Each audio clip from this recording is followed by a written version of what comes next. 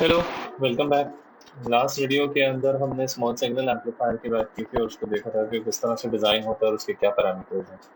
अब बात जब एम्पलीफायर तक आ ही गई है तो फिर एम्पलीफायर्स को ज़रा उसकी प्रिलिमिनरीज देख लें, उसका बैकग्राउंड देख लें, उसकी कुछ खास खास बातें करते हैं जिसके बाद हम मॉसफेट एम्पलीफायर्स के ऊपर जाएंगे। तो यहाँ पे हम एम्पलीफायर्स के हवाले से कुछ जनरल बातें करेंगे।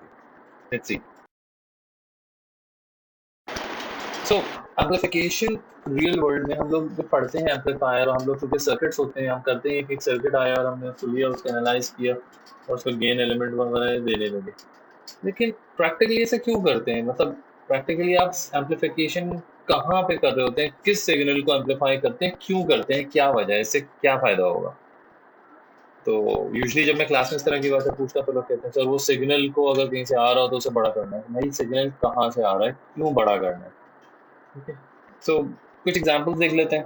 मिसाल के तौर पे ये करना है, गाने बजाने, माइक है, एम्पलीफायर है, स्पीकर है। यहाँ पे आप देखें तो आप आइडेंटिफाई कर सकते हैं चीज़ों को। ये वो है जो कि सिग्नल सोर्स है।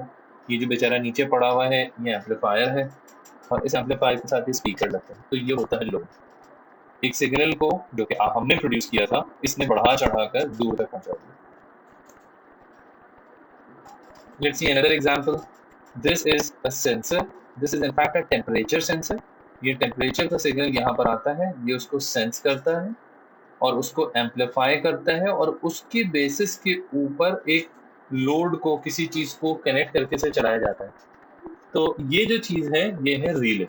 तो यहाँ पे अगर आप देखें तो लोड क्या है, this relay is a load और ये हमारे पास मौजूद है। एक एग्जाम्पल और देखते हैं। तो यहाँ पे ये बेसिकली कुछ एंटेनाज हैं और ये एंटेना इस डब्बे से कनेक्ट होते हैं और ये डब्बा इस कंप्यूटर से कनेक्ट होता है। किस काम आती है ये चीज? ये जो एंटेना है ये हवा में मौजूद वायरलेस के सिग्नल को पकड़ता है और इस डब्बे को देता है। ये डब्बा उस वायरलेस के सिग्नल को एम्पलीफाई करके कंप्यूटर को दे देगा। अब इससे होगा क्या? In fact this is a modem. तो जो आपके पास वायरलेस लेट्स से इंटरनेट के सिग्नल है या डेटा के सिग्नल है वो इधर एंटेना से आएंगे। This would act like a signal source. यहाँ से वो सिग्नल आएगा, इसमें इसे एम्पलीफाई करेगा और इस काबिल बनाएगा कि वो उसे कंप्यूटर को दे और कंप्यूटर को जो जरूरत है इंटरनेट की या डेटा कम्युनिकेशन की उससे पूरी होगी। याद रहे it's a very much simplified thing just for the sake of understanding. तो बेसिकली एम्पलीफायर करता क्या है, एक छोटा सा सिग्नल होता है, वीक सा सिग्नल होता है, बहुत ही कमजोर सा सिग्नल होता है, उसको लेकर वो लोड तक ट्रांसफर करता है और लोड को देता है जिसके ऊपर वो लोड चलता है। That load could be a speaker, that could be a relay, or it could be a data processing device such as a computer. So what that weak signal is being amplified, is being magnified by the amplifier. By the way, if the amplifier takes small signal and gives large signal, how it produces extra energy? ज़्यादा energy कहाँ से आई है? और अगर आ गई है तो law of conservation of energy का क्या हुआ? तो ये एक छोटा सिग्नल लेता है, आगे बड़ा सिग्नल दे रहा है। फाइन। ये आपको तो पता है कि आउटपुट इनपुट से ज़्यादा नहीं हो सकता, तो फिर ये कैसे हुआ? Just think about it. और मैं इसके जवाब नहीं बता रहा। I would like to see a discussion around it. आप लोग देखें, मुझे बताएं कि इसका क्या जवाब है। It's a very simple question by the way. आगे चल।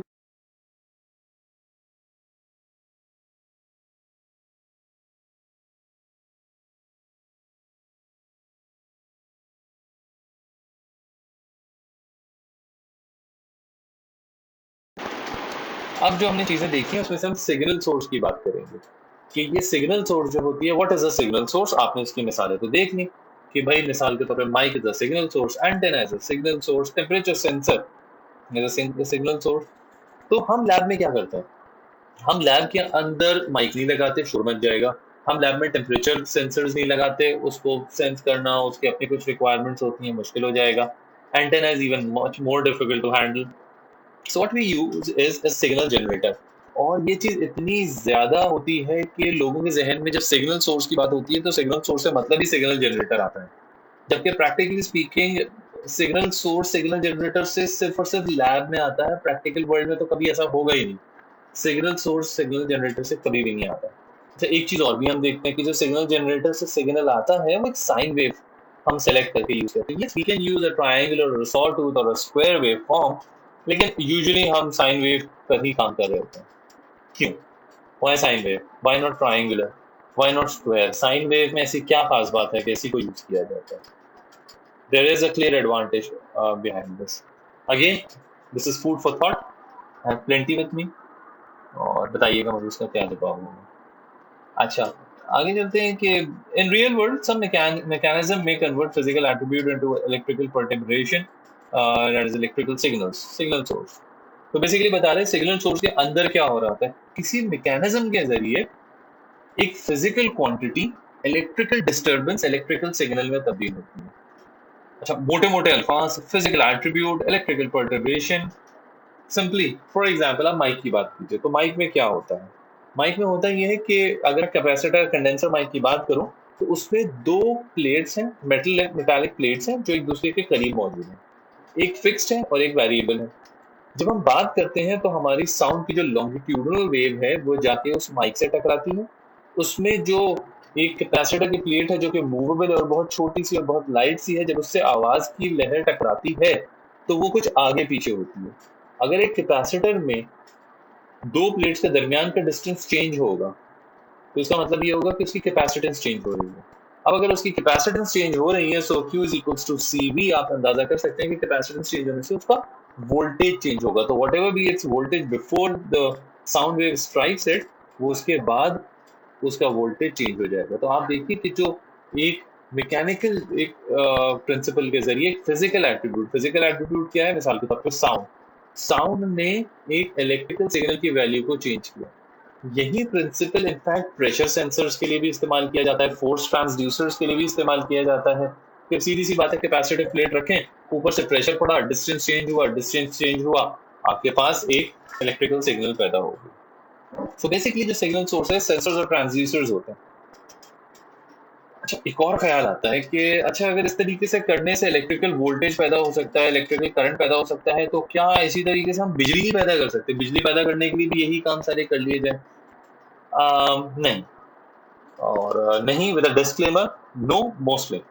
आमतौर पे आप इस तरह से जो बिजली पैदा करेंगे दरअसल वो बहुत ही कम मिकदार होती है। मैंने पहले भी अर्ज किया कि जो कैपेसिटर होता है माइक का वो तो बहुत छोटा सा है। अब अगर उसमें कुछ वेरिएशन होगी तो उसकी वजह से जो वोल्टेज पैदा होगा वो तो खुद बहुत थोड़ा सा होगा। तो इतने छोटे से वोल्टेज से भला क्या बनेगा? इस वजह से इसको हमको इलेक्ट्रिसिटी के प्रोडक्शन के लिए एज सच इस प्रिंसिपल को इस्तेमाल नहीं किया जाता। दूसरी चीज ये, आप खुद सोचिए कि माइक के अंदर बिजली पैदा करने के लिए आपको बोलना पड़ रहा है। तो अगर आपके बोलने से ही बिजली पैदा हो रही है तो it is not very efficient way of generating electricity. इसका मतलब ये है कि अगर आपके घर की बत्तियां जलानी है तो आपने सारा वक्त बोलते रहना है। सर के दर्द के मरीज फैल सकते हैं ऐसी चीजों से, ऐसा नहीं करना चाहिए। अच्छा, अगर ऐसा ही है तो मोस्टली क्यों लिखा? वेल देयर आर एप्लीकेशंस जहां पे हमें थोड़ी बहुत बिजली से हमारा काम चल सकता है। वहां पर कुछ इस तरह के काम किए जाते हैं कि कुछ इसी तरह के प्रिंसिपल्स के जरिए हम बिजली इस्तेमाल कर लें। मिसाल के तौर पे क्या? मिसाल के तौर पे हमें कुछ ऐसे सर्किट्स कहीं पे लगाने हैं जो मॉनिटरिंग का काम कर रहे हैं। फॉर एग्जांपल, मैं एक फैक्ट्री में देखना चाह रहा हूँ कि किसी एक मखसूस जगह से गुजरने वाले लोगों की तादाद क्या है और किस वक्त कितने लोग गुजरते हैं।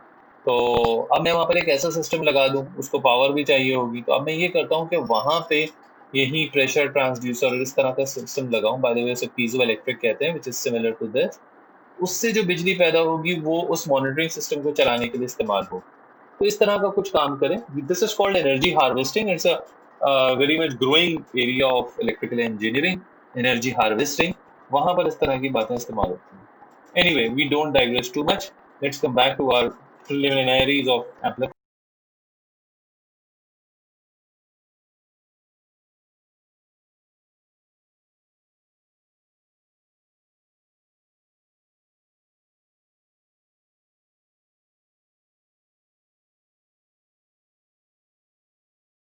सिग्नल सोर्स की बात कर रहे थे हम। तो सिग्नल सोर्स क्या करती है? अभी हमने देखा कि इस तरह से एक छोटा सा वोल्टेज पैदा होता है। जिस तरह हमने वोल्टेज की बात की, the same principle can be applied for the change in current. So actually it gives small voltage or current, and it has a very minute amount of power, minute power. So it's a weak voltage source, or you can say it is like a weak current source we can model it. What do we mean by a weak voltage source or a weak current source? मिसाल के तौर पे हम कहते हैं कि गाड़ी की बैटरी डाउन हो गई है, गाड़ी की बैटरी कमजोर हो गई है। तो गाड़ी की बैटरी जब हम कहते हैं कमजोर हो गई है तो इससे हमारी क्या मुराद होती है? इससे हमारी मुराद ये होती है कि जी देखिए एक्चुअली गाड़ी का ईएमएफ तो सेम रहता है, उसकी जो रेजिस्टेंस होती है, इंटरनल रेजिस्टेंस, वो बहुत ज्यादा हो जाती है। तो जब ऐसा होगा, तो जब भी कोई करंट फ्लो करेगा, थोड़ा सा भी करंट अगर इसमें से जाएगा, तो इस पे ठीक ठाक आईआर ड्रॉप होंगे और आपको टर्मिनल पर वोल्टेज बहुत कम मिलेंगी। तो हम कहते हैं ओहो बैटरी डाउन हो गई। तो डाउन जब बैटरी होती है तो दरअसल इंटरनल ईएमएफ नहीं चेंज हो रहा होता, हम इसे यूं समझते हैं गोया उसकी इंटरनल रेजिस्टेंस बढ़ गई है। और यहाँ हम क्या कह रहे हैं कि जो माइक है या फिर कोई स्मॉल सिग्नल सोर्स जो है, it's a weak voltage source. It means it is a voltage source, it is a voltage generator with a resistance which is very big in value. तो इस ये मतलब होता है एक वीक वोल्टेज करंट सोर्स है। तो हम जो सिग्नल सोर्स को मॉडल करते हैं यूजुअली, वो हम करते हैं voltage source in series with a bigger resistor. In the same way, अगर हम करंट सोर्स की बात करें तो a current source in parallel with a small resistor would represent a weak current source। और ये हम सिग्नल सोर्सेज को जब मॉडल करते हैं तो हम इस तरीके से मॉडल करते हैं। अब ये सिग्नल सोर्सेज की जो वैल्यूज हैं कहाँ होती हैं? It could be in tens of ohms और maybe more, tens of kilo ohm, sorry. तो ये होता है।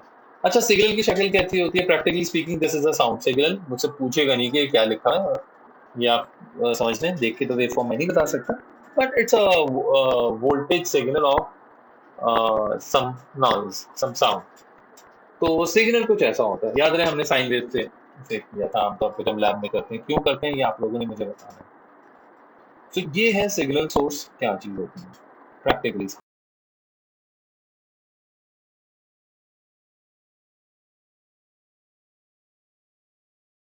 अच्छा, लोड क्या होता है? लोड भाई आप देख लीजिए, इस तरह के लोड होते हैं। मिसाल के तौर पर speaker is a load, display panels are a load which is light, relays are a load. तो ये बेसिकली एक्चुएशन के काम आते हैं। तो ये करते क्या है लोड? ये रिसीव करते हैं एम्पलीफाइड सिग्नल, ठीक है। और उसके बाद लोड क्या कर सकता है? मुमकिन है उसे फर्दर एम्पलीफाई करे, यानी एम्पलीफायर के आगे एक और एम्पलीफायर। हाँ जी, ऐसा भी होता है। उनको हम कहते हैं कैस्केडेड एम्पलीफायर्स। आप लोगों ने गालिबन मल्टी स्टेज एम्पलीफायर्स देखे ही होंगे। तो वहां पे एक एम्पलीफायर दूसरे एम्पलीफायर के लिए लोड का काम करता है, तो it could B N amplifier. उसके अलावा ये भी हो सकता है कि जो लोड हो उसका काम सिग्नल को एम्पलीफाई करना ना हो, बल्कि कोई मैथमेटिकल ऑपरेशन परफॉर्म करना हो। फॉर एग्जांपल इंटीग्रेशन करनी हो सिग्नल की, या उसके किसी के साथ ऐड करना है, कहीं से सब्ट्रैक्ट करना है एक्सेट्रा। और ये भी हो सकता है कि that is the final output stage. तो एक्चुएशन की जरूरत है। एक्चुएशन से मुराद क्या है? कोई रिले चल गई, कोई स्पीकर के ऊपर सुनाई दे दिया, कहीं दिखाई दे सकता है किसी डिस्प्ले के ऊपर। तो लोड का काम बेसिकली ये होता है कि वो उस सिग्नल को लेके किसी दूसरे फॉर्म में आगे कन्वर्ट कर रहा होगा।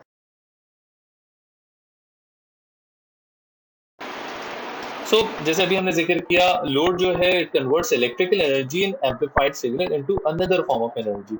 ये एनर्जी की फॉर्म की बात कहाँ से आ गई भाई? खुद सोचिए। हमने स्पीकर को तो जोड़ा, तार से हमने उसे दी बिजली, बाहर निकली साउंड एनर्जी। तो इसका मतलब ये है कि आपके पास जो इलेक्ट्रिकल एनर्जी थी वो साउंड एनर्जी में कन्वर्ट हो गई। सो यही तो लोड का काम हुआ। लोड ये काम कर रहा होता है। अच्छा, आवाज जोरदार सुनाई देगी तो उसके लिए पावर भी ज्यादा चाहिए। तो इसका मतलब ये है कि आपने अगर बड़ा स्पीकर लगाया, बिगर load, then it will draw more power from the amplifier। तो एम्पलीफायर से ज्यादा पावर ड्रॉ करेगा। अच्छा, and since we know that Pout is equals to Vout square over RL, where Vout is the output voltage and RL is the load resistance। तो अगर हम ये कह रहे हैं कि भाई बड़ा लोड ज्यादा पावर निकाल रहा है, तो अगर पावर ज्यादा हो रही है, तो ज्यादा पावर में RL की वैल्यू कैसी होगी? RL की वैल्यू स्मॉल होगी। therefore we say bigger load means smaller RL। तो अब अगर हम ज्यादा बड़े लोड की बात करेंगे तो RL की वैल्यू कम हो जाएगी। ठीक है जनाब। अच्छा, सो एक सवाल है यहाँ पे भाई, P out is equals to voltage into current, P out is equals to voltage square over resistance, P out is equals to I square R. आपने ये वाली डेफिनेशन भाई क्यों नहीं इस्तेमाल की? I out square R L. अगर ऐसा करते then R L could be bigger, because for more power you need more R L. अब आपने I out square R L की जगह we out square over R L की definition use की है। क्या वजह है भाई? इसकी क्या पीछे रीजन क्या है? तो ये रीजन जरा आप लोग में से सोचिएगा, मुझे बताइएगा। We'll see about it. उम्मीद है कि आप लोग खुद अपने तौर पर मालूम कर सकते हैं। Again it's not something very difficult, लेकिन ये रिव्यू हो रहा है तो मैं कुछ कॉन्सेप्ट्स वगैरह इसके साथ साथ चेक करता जा रहा हूँ।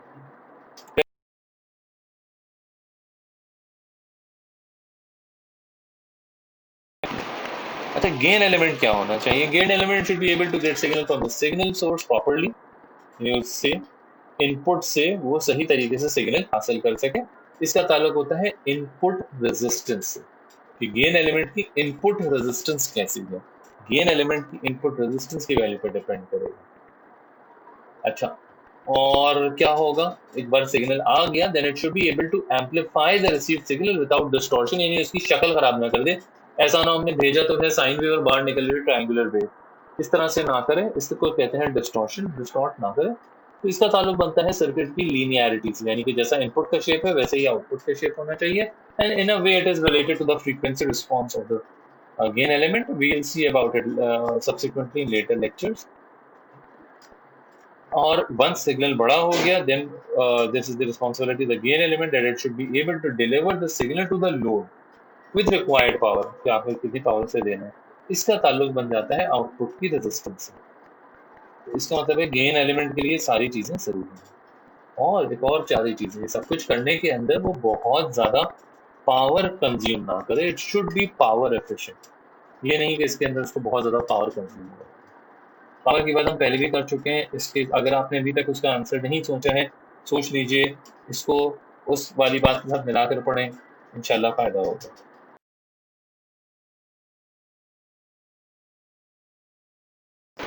सो एम्पलीफायर के डिजाइन पैरामीटर्स क्या है, हमें नजर आ रहा है कि एक तो है इनपुट रेजिस्टेंस। एम्पलीफायर की इनपुट रेजिस्टेंस ज्यादा से ज्यादा होनी चाहिए, जितनी ज्यादा इनपुट रेजिस्टेंस होगी उतना बेहतर होगा। सिमिलरली गेन कैसा होना चाहिए तो हम पहले ही देख चुके हैं कि जितना ज्यादा है उतना अच्छा है।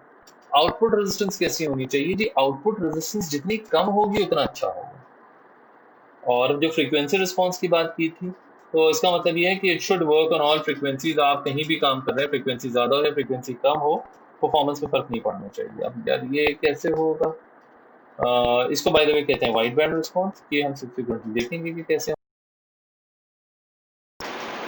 सबसे पहले बात कर लेते हैं इनपुट रेजिस्टेंस की। How do you measure input resistance? So here is the way of measuring the input resistance. तरीका कार जो है, ये जो मुस्तहब तरीका है वो ये है कि आप एम्पलीफायर की इनपुट पे अपनी तरफ से टेस्ट सोर्स लगा दीजिए Vx, और उसके बाद you try to find out कि इसके बाद एम्पलीफायर में अंदर कितना करंट जा रहा है। That current is Ix. If you find the expression of Ix, then the ratio between Vx and Ix is equals to Zn or Rn, whatever you call it. ये तरीका होता है इनपुट इम्पीडेंस निकालने का, input resistance मालूम करने का। हम लोग इसे आमतौर पे कहते हैं कि अच्छा जी, एम्पलीफायर की इनपुट साइड से दाखिल हुए और ग्राउंड तक पहुंचे, उसके दौरान जितनी रेजिस्टेंस था इनपुट सीरीज पैरेलल कॉम्बिनेशन मिली। Yes, this would work, but in certain cases आप ये सही से नहीं कर पाएंगे। फॉर इंस्टेंस, एक कॉन्फ़िगरेशन होती है कॉमन गेट एम्पलीफायर। अगर आपका ख्याल है कि आप इनपुट रेजिस्टेंस बड़ी आसानी से निकाल सकते हैं और आपको इस फॉर्मूले की जरूरत नहीं है, please try to find the input resistance of a common gate amplifier. You will be surprised. अच्छा जी, अब इसका जो मैंने कहा था कि इनपुट रेजिस्टेंस को ज्यादा से ज्यादा होना चाहिए, क्यों? Let's look at this circuit. ये मैंने इंटरनेट की वेबसाइट से देखा था, इट्स वेरी गुड इलस्ट्रेशन, इसलिए मैंने यहाँ इंक्लूड कर दी। तो Vs है, Rs है, ये याद है ना क्या है? This is the signal source. Signal source तो वीक सोर्स होती है, तो इसका मतलब है Rs की वैल्यू ज्यादा है। अब Zn की वैल्यू कैसी होगी? अब हम तीन केसेस ले लेते हैं। लेट्स से Zn बहुत छोटा है, एक केस ले लेते हैं Zn बहुत बड़ा है, और एक केस ले लेते हैं कि Zn और Rs बराबर है। अब अगर Zn और Rs बराबर होंगे तो अब आप मुझे बताएं कि Vn कितना होगा कंपेयर टू Vs। तो जब Rn और Rs और Zn बराबर हैं तो इनफैक्ट Vn वो वोल्टेज है जो Zn के अक्रॉस है। तो अगर दोनों रेजिस्टेंसेस बराबर, तो दोनों को मिलने वाला वोल्टेज भी बराबर हो जाएगा। इन अदर वर्ड्स, Zn के अक्रॉस भी आपको उतना ही वोल्टेज मिलेगा जितना कि Vs डिवाइडेड बाय 2 होता है। अच्छा, हम क्या चाहते हैं कि भाई ये जितना वोल्टेज है सारा वोल्टेज यहाँ आ जाए। अब अगर Zn की वैल्यू कम होगी, इनपुट रेजिस्टेंस है ये एम्पलीफायर की, अगर ये रेजिस्टेंस कम होगी तो क्या होगा? दो रेजिस्टर सीरीज में, तो जो छोटी रेजिस्टेंस होगी उसको वोल्टेज भी कम मिलेगा। That's why we would need to have Zn as big as possible।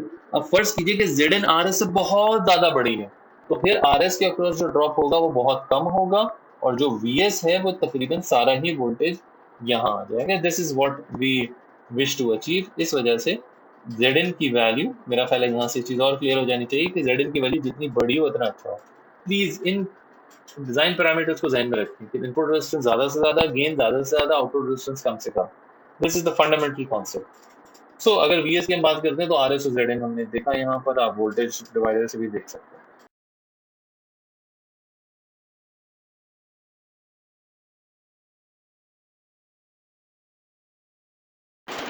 अब बात कर लेते हैं आउटपुट रेजिस्टेंस की। आउटपुट रेजिस्टेंस निकालने का मुस्तहब तरीका क्या है? तो आउटपुट रेजिस्टेंस निकालने का मुस्तहब तरीका ये है कि आप इनपुट को, जो आपने टेस्ट जो सोर्स लगाई हुई थी, सिग्नल सोर्स, उसको निकाल दें और उसको ग्राउंड कर दें। आउटपुट पे अपनी तरफ से एक टेस्ट सोर्स लगाइए और फिर देखिए कि कितना करंट अंदर जा रहा है। Let's call it Ix. Try to find the ratio of Vx and Ix. That ratio is equals to the output resistance or output impedance.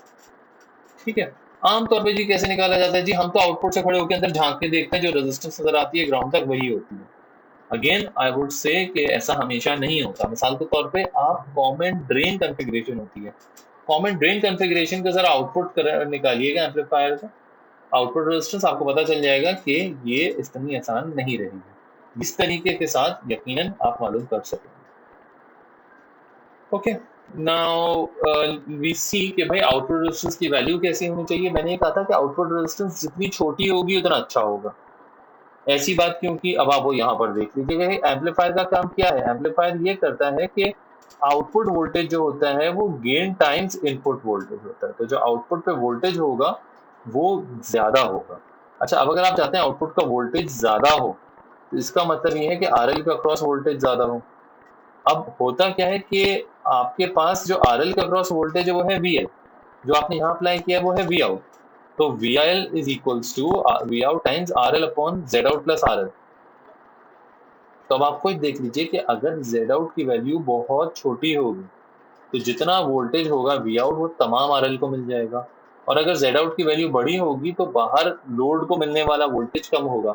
जब लोड को वोल्टेज ही कम मिलेगा तो उसको पावर भी कम मिलेगी, जब उसको पावर कम मिलेगी तो गरीब क्या उसको आगे फैलाएगा, क्या करेगा? So that's why we would love to have an amplifier whose output resistance, एक वोल्टेज एम्पलीफायर जिसकी आउटपुट रेजिस्टेंस जो है वो कम से कम हो। तो आउटपुट रेजिस्टेंस का कम से कम होना is a very desirable feature, input resistance का ज्यादा होना is a very desirable feature, and gain obviously we try to achieve as much as possible.